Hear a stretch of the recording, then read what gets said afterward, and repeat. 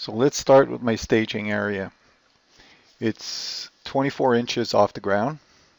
It's got 7 tracks and a reversing loop.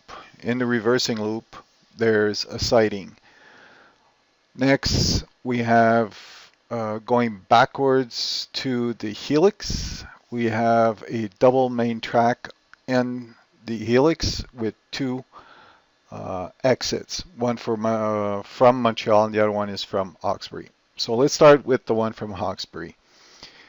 So as soon as we come out of the helix, we enter the Hawkesbury yard. Near the Hawkesbury yard, there's 3 industries. The first one is Hawkesbury Jam, just a play on words here. Then we have Woolworth Inc. and Cottonworth Inc. Again, another play on words. This building is one of my favorites for now. It's 5 feet long. It's from N-Scale Engineering. It's an HO scale building, 5 feet long. It's got, if I'm not wrong, it's 200 windows. And since I don't like to build stuff as per the box, I did a few changes. For example, the tower in the middle was normally split at either end. All my windows have glazing. I've got some windows that are open.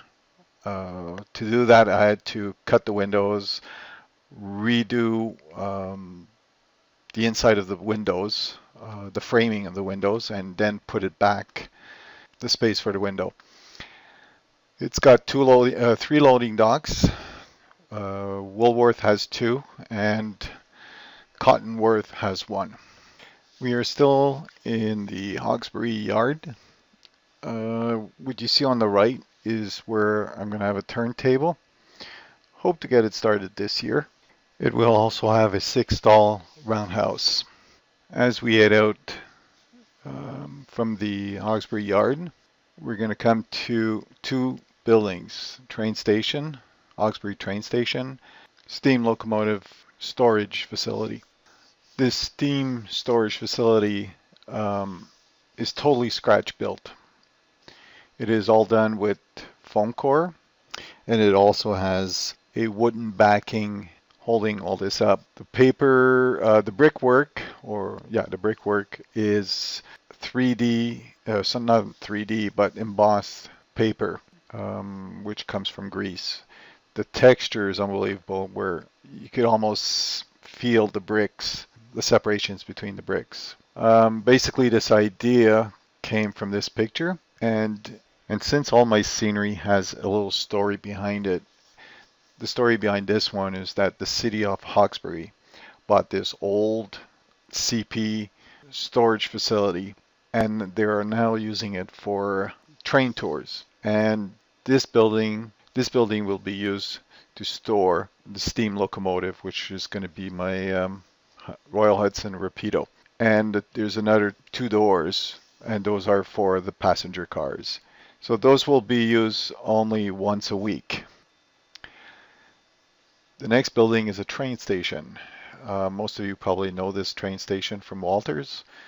I built this kit about 4 years ago, and I've put it aside. And now that it was time to put on the layout, I dropped it and broke it in lots of pieces. So I decided to redo it from scratch instead of gluing all the little pieces together.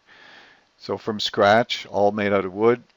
And of course I kept the windows, and I kept the roof, which I changed the looks of it. As we leave Hawkesbury train station, we're heading towards the town of Hawkesbury. Here we have a siding for the passenger cars, and now we're entering the town of Hawkesbury. So the entire town was built with DPM buildings. I think I've got about 18 of them. And I also have a scratch building which enters my bench work. As you can see, I'm pretty much done with this, with the town. Every building has an interior furniture or people inside it, because the buildings are only about 18 inches away from the edge of the layout, so you're able to see everything that's inside, and all my buildings have lights in it. So this is the building that leads to my bench work. And the next building is my boxcar distribution center. So let's take a look at a few of the buildings. First one is a Tim Horton donut shop, and beside it is Goldfinger Jewelry. The next one is my pizza. Then we have a bookstore. We have a bank, the Bank of Montreal. We have Canadian Tire. This was done with roomettes. They make beautiful kits, easy to do, and it doesn't take that long. Then I did Marks and Spencer's. I did barbershop, and yes, I even made the chairs. My next building is scratch built. It is a backdrop building, and like I said, this feeds into my workbench. So what I intended to do was during operation, one of the operators will drop 5 cars into that building, and I'll have about a week or a month to work on 5 cars, making sure the wheels are okay, couplers, do the weathering. Basically, it's to get all my cars up to par for my layout and all ready to run with no problems. The next one, my boxcar distribution center, was my first scratch built. It's totally scratch built, again with foam core and embossed paper. Even the roof was done with foam core and a string to make it look like a metal roof. So basically we'll bring in cars, they exchange freight, and also bring the freights inside the building for the trucks to pick up their loads. Now we're leaving Hawkesbury and we are going towards St. Eugene.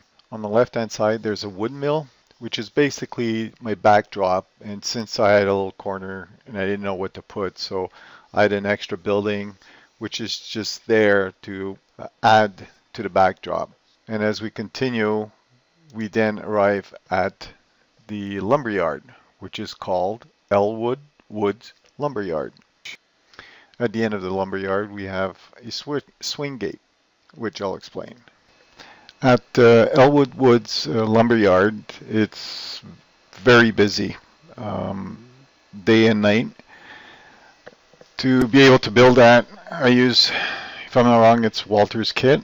I use 1.5 Walters kit, and put some lights in, plenty of lumber, and figurines, cars, trucks.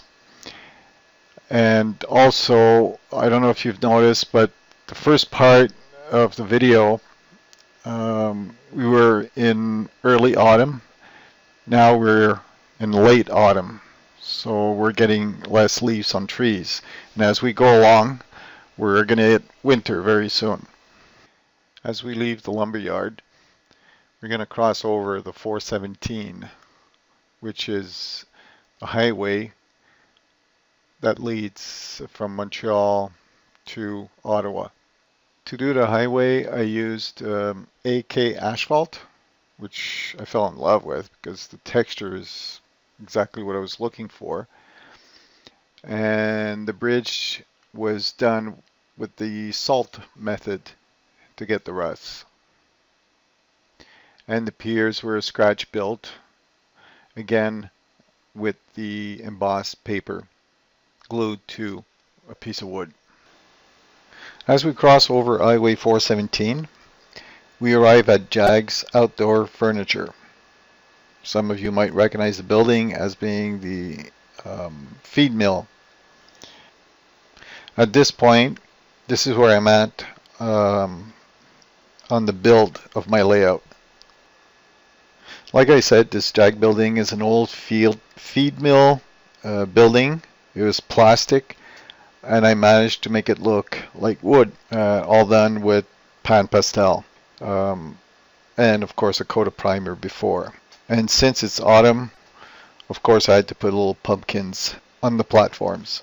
As we leave Jag's Outdoor Furniture, at the bottom there's going to be a lake, and then we arrive at Chute-à-Blanc d'eau, which is basically falls. Since I wanted to build a covered bridge, this was the place to have it. I did an entire video on how I build that bridge, and if I'm not wrong, it was the second or third scratch build that I did on this layout. And as we go along, where you see the backdrop end, this is where the transition to winter will start. Now we're entering the winter scene in St. Eugene. What you see on your right is the St. Eugene yard.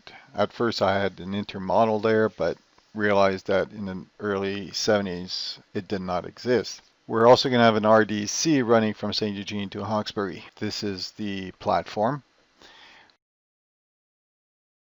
We're also going to have a skating rink, a church, a garage, and a few houses. I've also tried, I guess, a diorama of a winter scene, and this is what it looked like. This was built during one of our shows on Model Railroading Live. It was the build show. We were to build a hydrocal building, and that's the one I had picked because I didn't have a place to put it, but I did find a place. And then, so since I like building stuff that doesn't look like the box cover, I got a plastic kit from Walters, and I scratch built out of wood the top part of a feed mill. Then I had the snow, the fence, and I even have two hobos inside warming up over a barrel of fire, which is done with a orange and yellow LED light flashing. So as we leave St. Eugene, the first building we encounter is the flour mill, which was built about 2-3 years ago, the same way as my other building, with embossed paper to represent the bricks between the cement walls.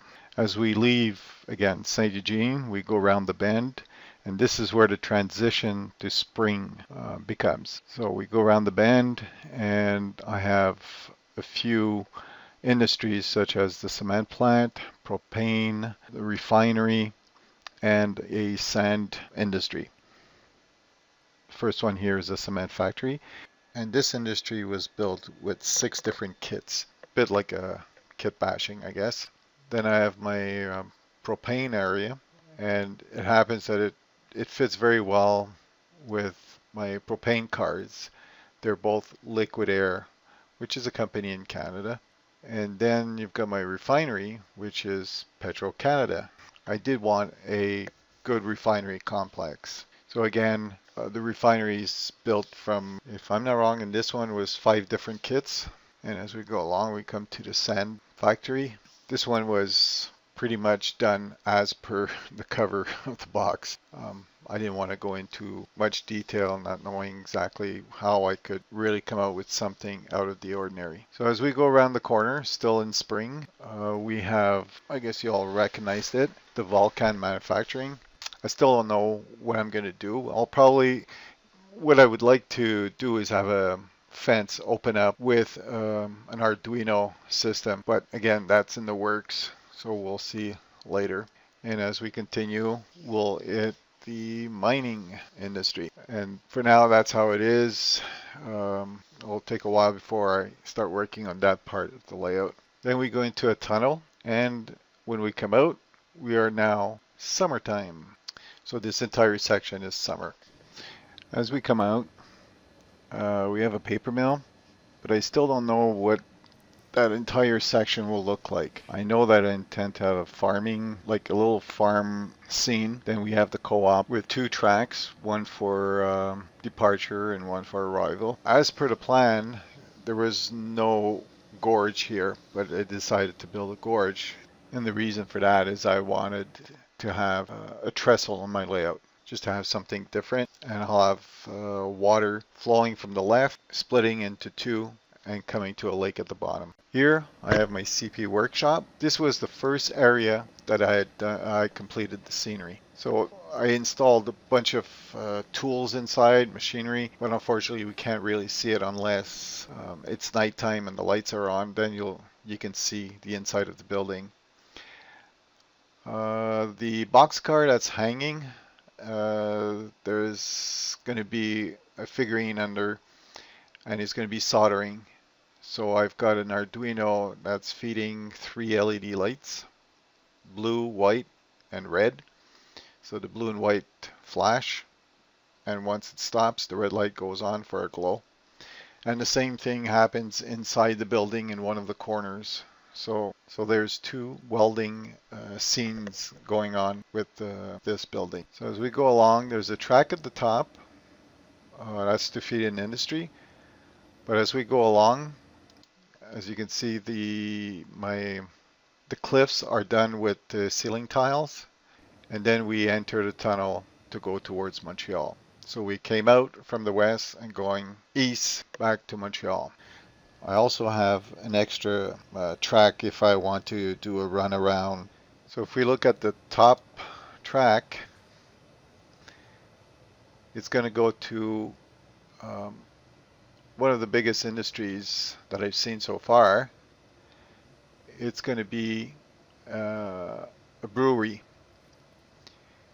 and that brewery will measure about 8 feet by 8 feet, and I think it's 9 feet diagonally. So this is what it's going to look like. You've got arrival track, departure track, and 6 tracks going inside the building, and an extra track for the switcher. This is going to keep the operator very busy.